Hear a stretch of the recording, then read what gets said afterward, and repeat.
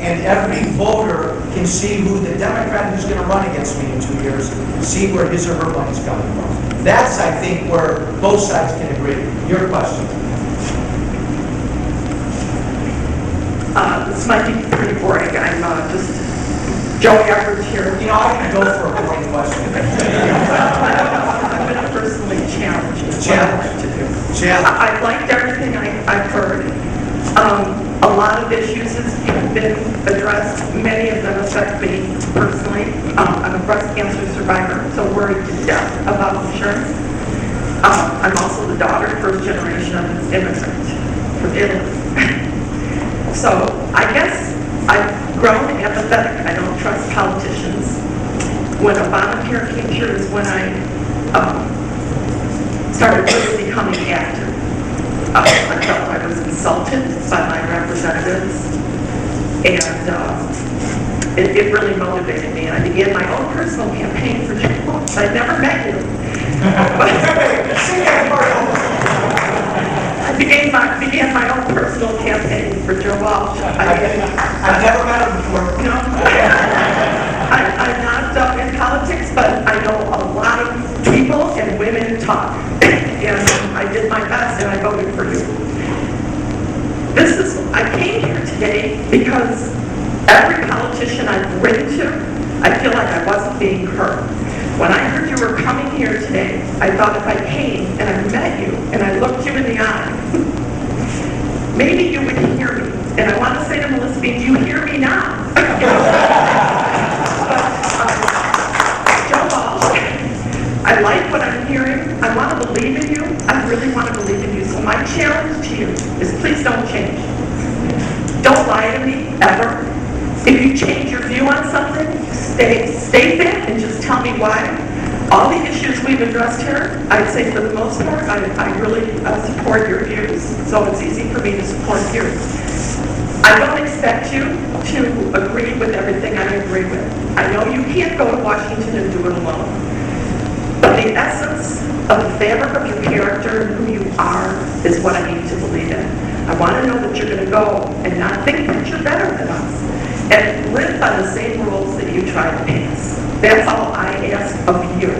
So please, keep us informed, stay grounded, stay home, and just listen to us and do your best.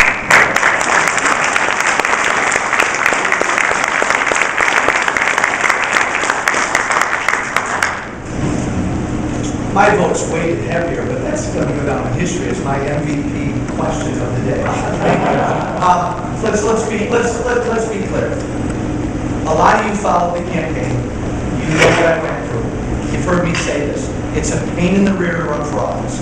I opened up my life for the world to see.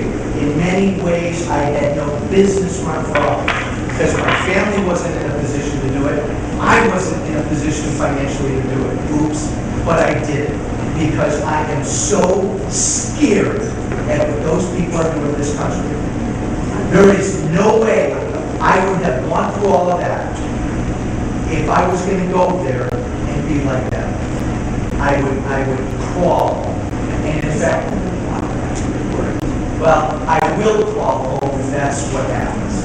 I won't let it happen. The problem again, folks, is they go there, both parties. They forget what people here are saying. Partly because they stay too long, partly because they fall in love with the trappings, and partly because they make no effort to come back here and listen. I'm going to make a lot of mistakes the next 2 years. Here's a mistake I'm not going to make. I am not going to be in front of you. I am going to hold town halls. My staff is going to have to pry my fingers off of town halls. I want to hold them every weekend. I am going to be in front of people every day of the week that I'm not in D.C. And most importantly, I don't want to be there that much. I don't just say it because it's cute and it's symbolically, it says, oh, Walsh, he's a Washington outsider. Isn't that cute? Folks, I'm sleeping in my office. It means a lot to me. I don't want to physically buy or rent a space in that city. I live in McHenry. I hang out at doctors. It's not my only spot. I got a number of good spots. This is what I am. And I ain't gonna change. Well, the couch, it's a very big couch. Yes, ma'am.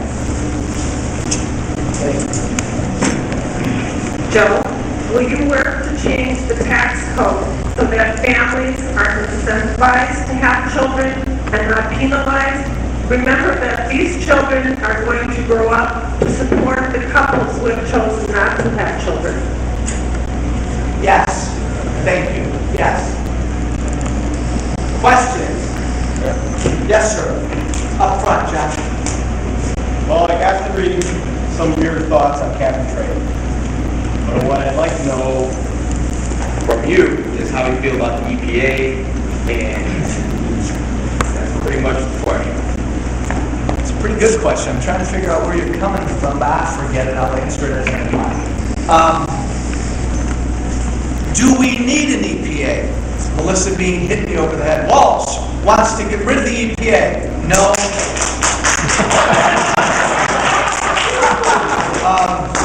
Hey, look, again, nothing but the straight stuff. I'm a former teacher. I'm an education guy.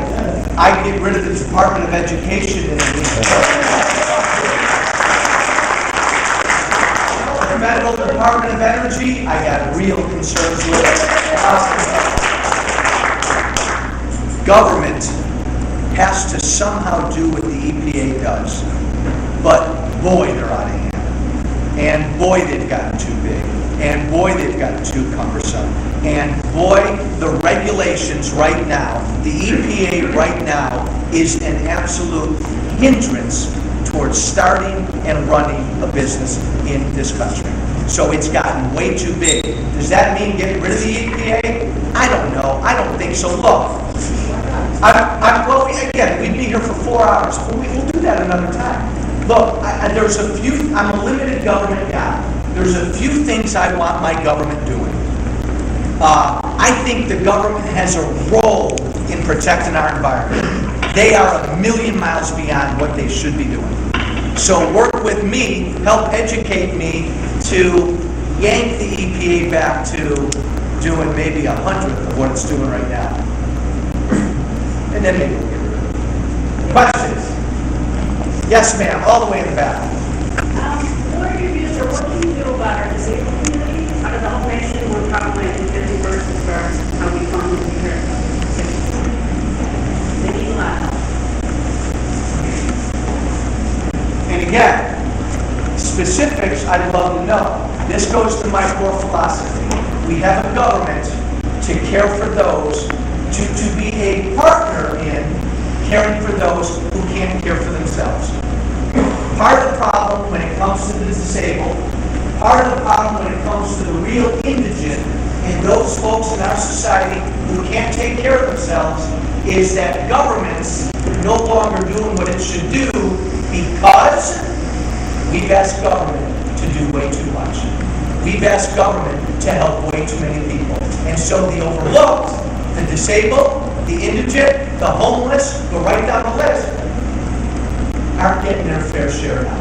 And government has a role. Look, the limited government guy I am. Government plays a key role with our nonprofits, our churches, our community organizations in helping those folks who need help.